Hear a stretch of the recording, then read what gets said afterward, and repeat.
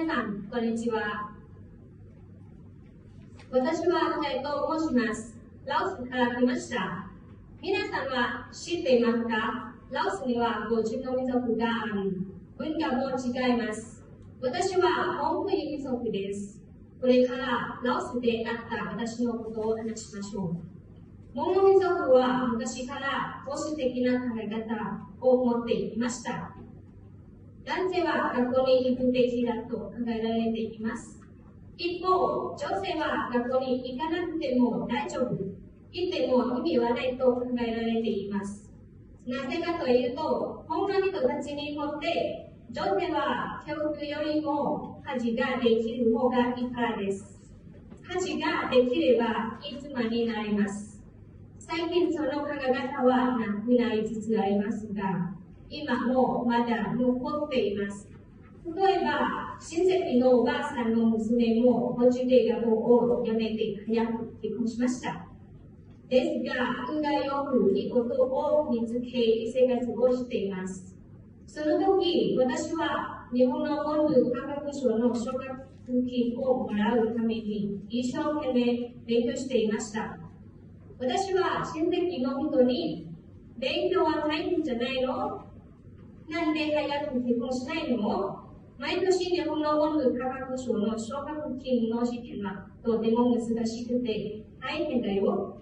そして今までその奨学金をもらったモンゴル女子学生はまだいないよと言われました。私はいろいろな人にそのことを言われました。皆さん、その問題に対する私の答えは何だと思いますか？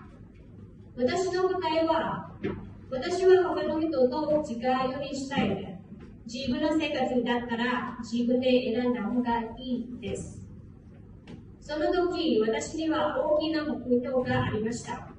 それは日本へ留学することです。日本へ行くことは私の夢です。新しい生活や新しい経験がしたいからです。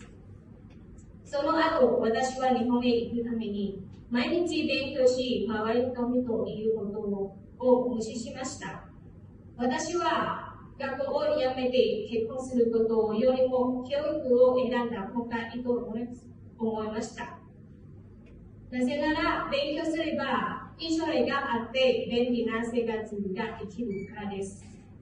将来私が日本の学校を卒業した後、モンゴル女性に結婚で学校を辞めるという考え方を変えさせたいです。今、女性にとっても教育は大切なことだからです。皆さん、自分の人生だから自分のことは自分で選んだ方がいいと思います。もし自分に夢があったら、夢を実現させるために頑張った方がいいと思います。他の人の話は気にしないでください。